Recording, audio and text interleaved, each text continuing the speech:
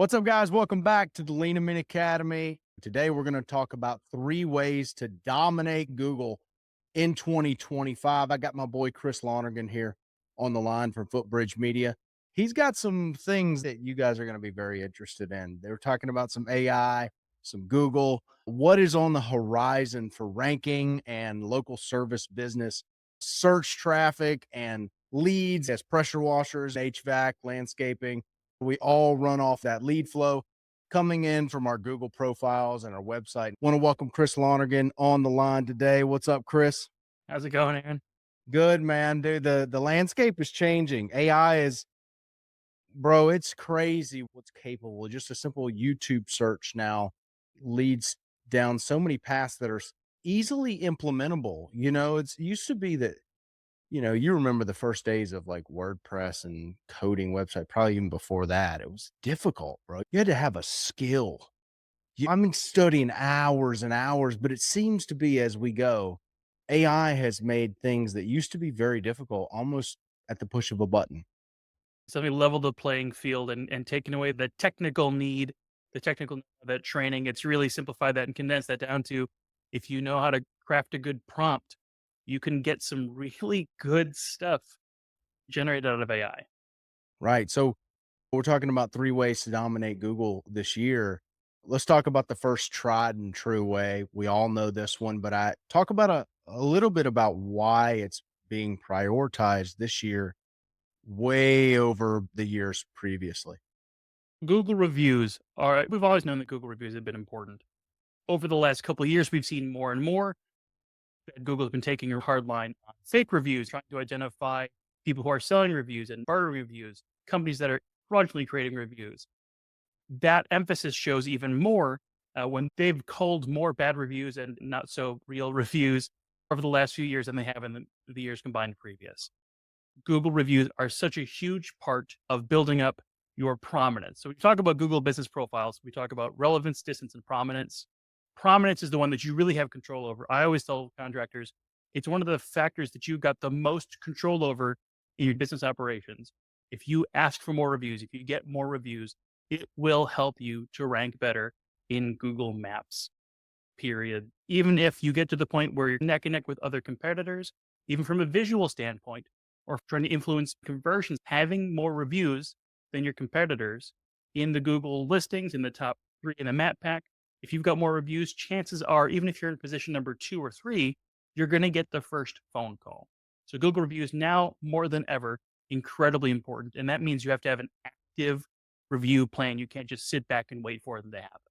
Absolutely. I know you guys are still partnered with Bird Eye and that review platform. Talk a little bit about Bird Eye because reviews are so much more important. They used to be important for social proof and stuff like that, that it holds now for ranking. Google used to have posting, right? You could post on GMB, right? Hey, post 3 times a week. And it would maybe move the needle a certain percent, but it was a small percent, right? But it was a percentage. And you had photos, which are important, but it seems like Google has, since they've made getting reviews more difficult, culling fake reviews or bad reviews out of the picture.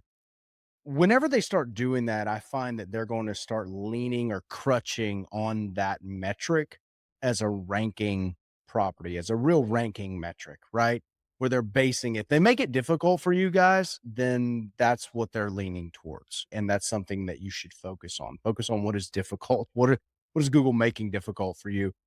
Chris, talk a little bit about what's gone the way of, we used to do it, but we don't do it anymore. What is that? Like Google posting and Oh, stuff of gotcha. that nature, like on GMB. Yeah. So, I mean, there are all those tried and true things that we know absolutely work all the time, like Google reviews, like you said, Google categories. That's another one where if you change your category, you might get a re-verification trigger. So, again, if Google's making it difficult to make those changes, that's important. Google posting is a great example of something that at one point was shown by local SEOs to be a strong factor in helping you to improve your ranking over time. Then, of course, people figure that out and they abuse posting, and then it doesn't work so well anymore. So posting isn't really as effective anymore. Having your service areas is very important for the sake of conversion. You want to make sure your service areas are accurately listed within your Google business profile. but that doesn't specifically impact the ranking of your business. In that regard, distance is still the most popular thing. Adding photos and pictures, that's great.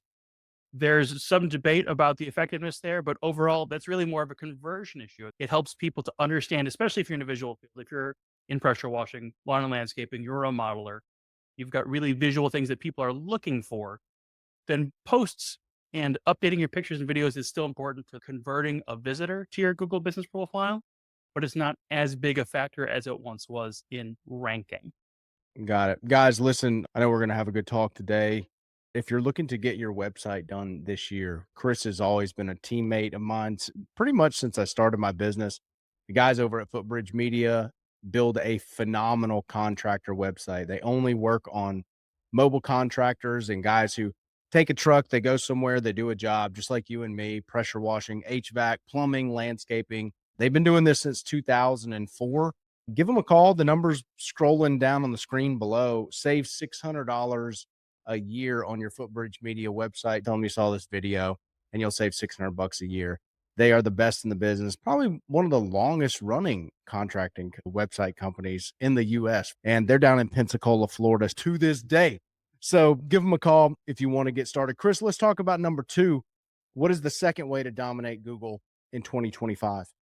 This one is, I think, a little bit more the eating your veggies, but you still have to have a really strong website. A lot of people don't realize how impactful a website is, not just for your own organic success, but having a good website and a good organic presence, having good SEO tactics also helps your local ranking, helps your Google business profile to rank. So if you have content on your website that mentions specific cities, that can help Google business profiles to better understand, again, that prominence, that relevance of your business to a searcher's query.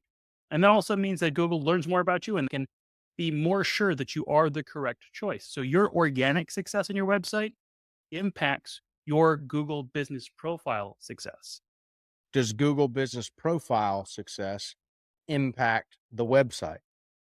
Not as a direct link. No, one way. Way. It's a It's a one one way. way. So Yeah, if your you may get more website traffic, but you won't get improvement to your ranking the other way got it. around. So if your website is quality and you rank really well and you have all of your service areas dialed in, Footbridge, you guys do all that. Have all that copy. Say I'm ranking, 2 zip codes over really high with my website, right? Relevance for that area. So potentially that would flow through because my Google business profile is cohesive to my website with the service areas that I provide. I have more of a potential of ranking in that area with my Google business profile as well because my website ranks there. Is that what you're Yep, saying? absolutely. Yeah, that organic ties directly into local success. That's interesting. Guys, pay attention to that because a lot of people don't know that. And they think a website is separate from their, all of your 5-star reviews on your little map pack, right? The 3-pack that all of you guys are shooting for. The website does influence the ranking of the Google map pack that you're shooting for. And if you got a crappy website, you're not going to be ranking as many places. You want to get a quality website, have that stout foundation that it's pumping all of that power Google business profile. I think that's a definite dynamic that a lot of people miss. That's a huge thing. It boils down to, like you said, the services that you have on your website, the cities that you have on your website, the projects you have on your website. All of those things feed into Google understanding how prominent you are in your community. Google's job at the end of the day is to make sure they're giving relevant content in their search results. Google wants you to come back. The more you come back to Google, the more you get served ads, the more money Google makes. So they want you to come back. And that's a way to reassure Google algorithmically that you are the right choice.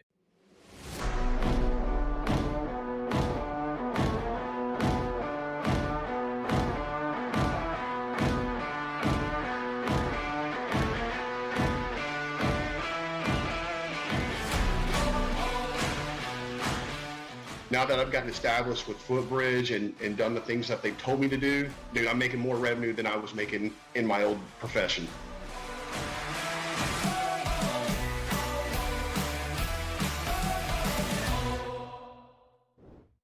Having your website content on point and having that match your Google business profile listing. So you've got city service areas you have on your website. Make sure those are on your Google Business profile. You've got services you offer.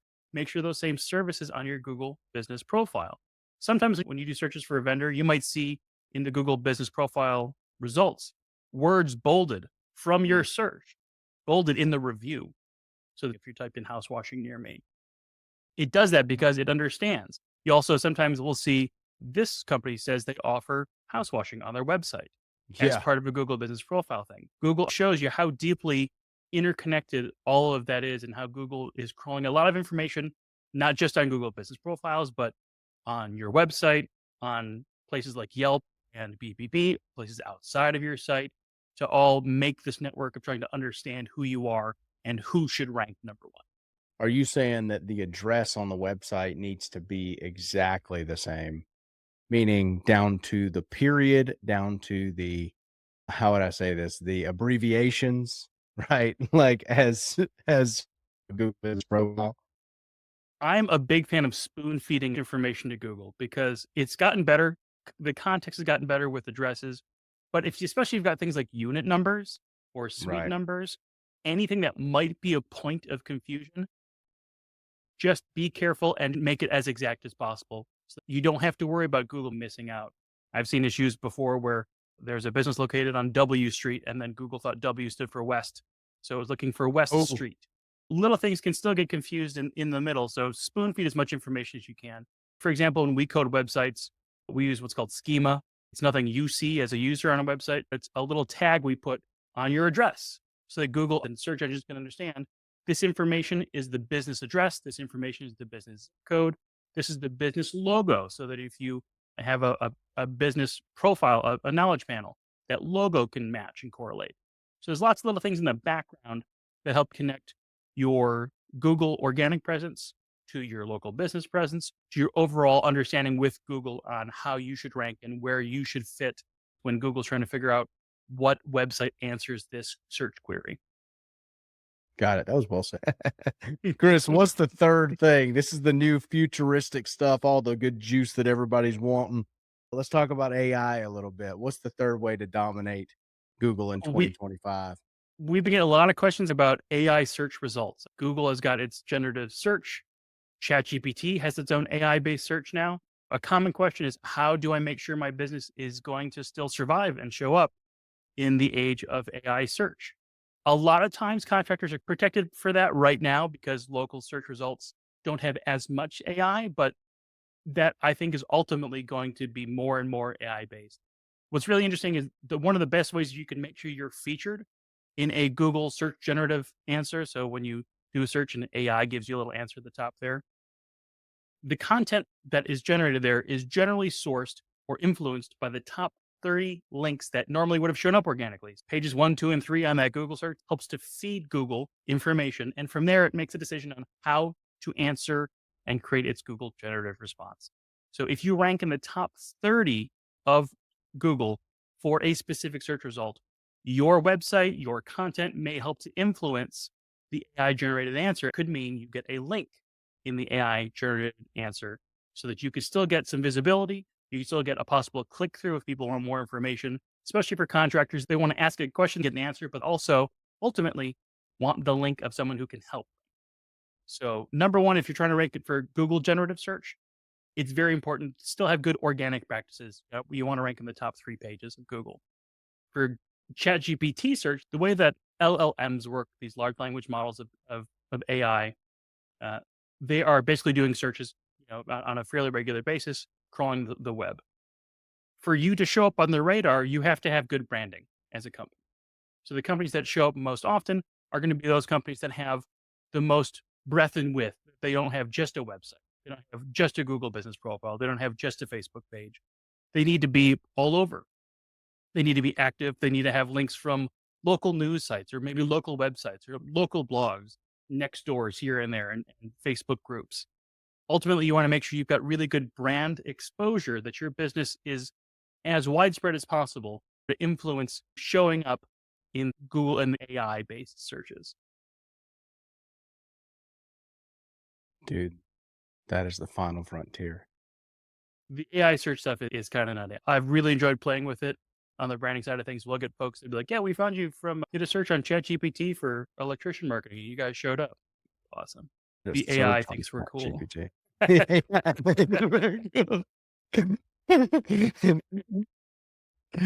And the crazy thing is that it just keeps growing. It keeps changing. Before we started the call, we talked a little bit about this new Google Lab experiment that's come out. That's really insane.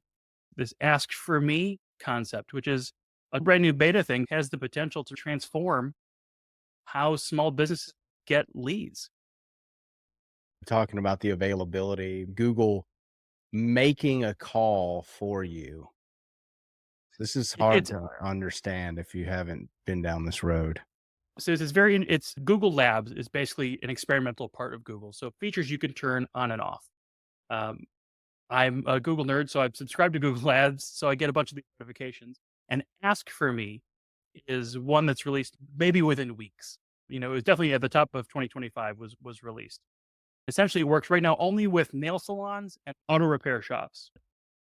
You go through the web portal or your Google search page when you've got the experiment turned on, and you could say, okay, here's where I am, or this is where I live, and I'm interested in an oil change.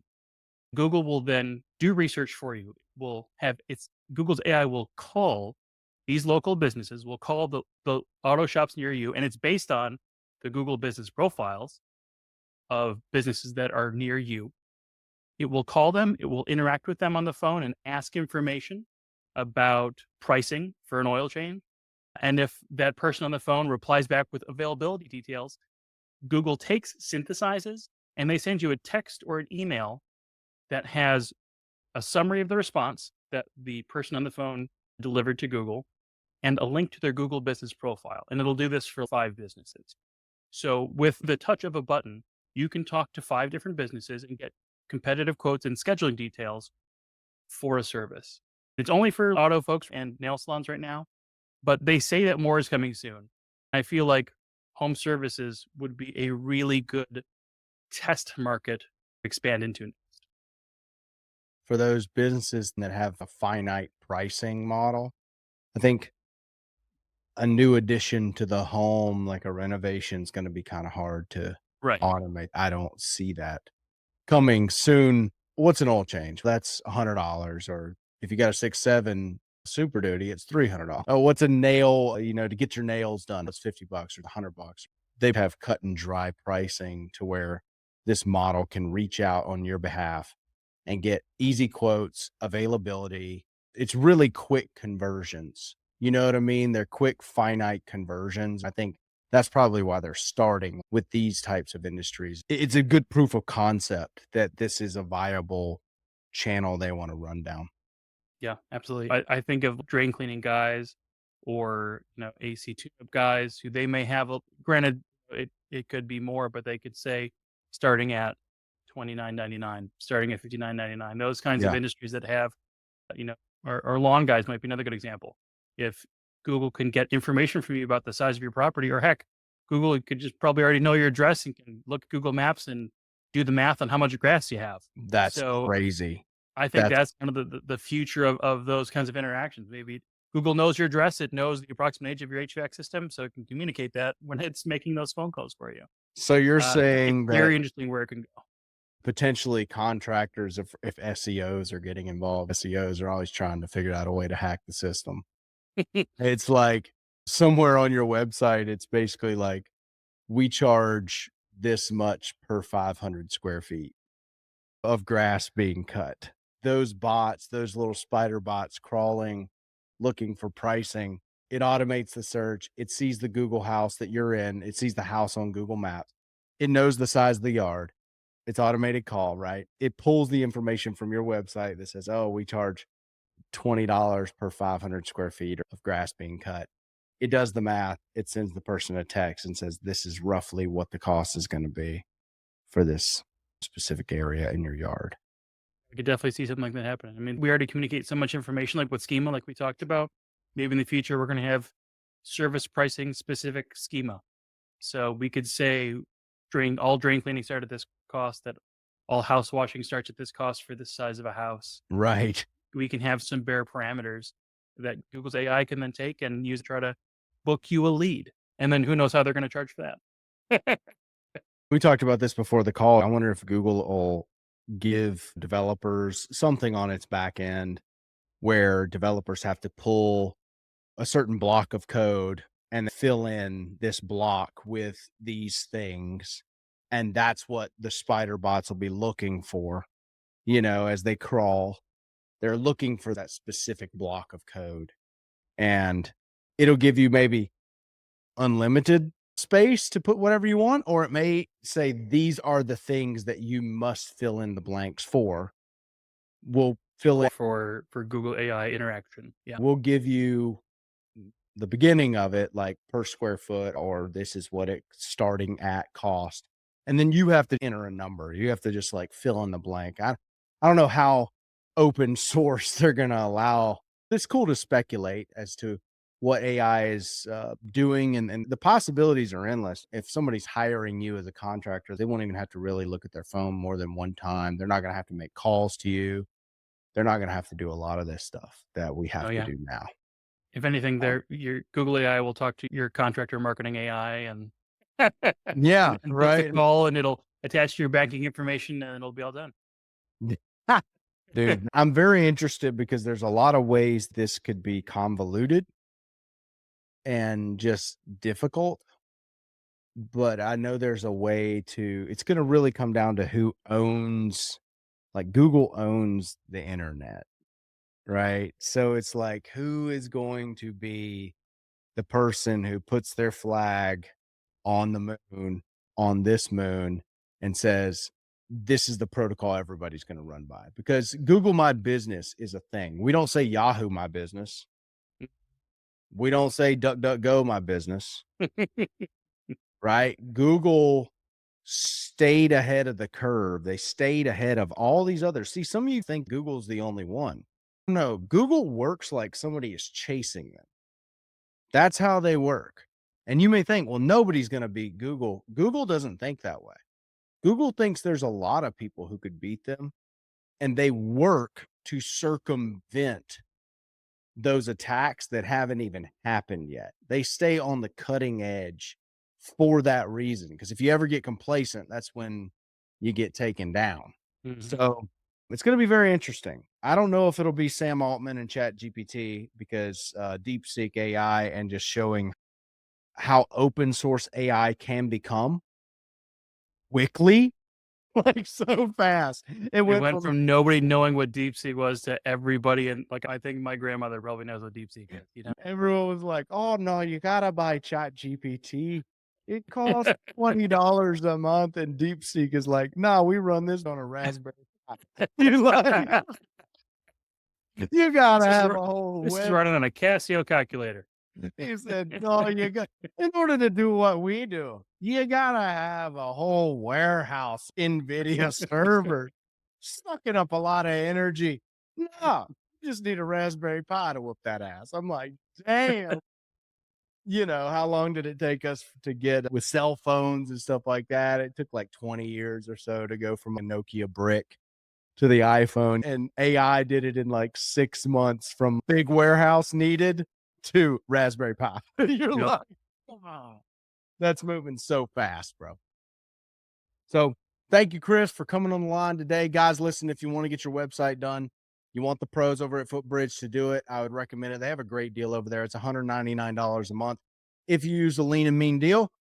And if you don't, you'll be paying $249 a month. We didn't really touch on this, but they also give you a review aggregation software called Birdeye. Birdeye is amazing. If you were to pay for Birdeye software, it's like $300 to $400 a month. That is actually going to be included for free. Correct, Chris? Yeah, you get the website at $199 a month. They build the whole thing. They write all the content for you. You just tell them what you do and where you're located, and Footbridge kind of takes the reins. Do what they tell you to do. They're going to help you out a lot. You also get Birdeye to tag onto that for free. You're not paying all that money. This software will send texts to your old clients with a link to review you on Google Business Profile. It keeps everything synced up and available. It also auto-populate to your website as well. If that's something that you want, I'm sure that's available. Whenever somebody leaves a review, it'll populate. So everything stays cohesive in this environment of ranking.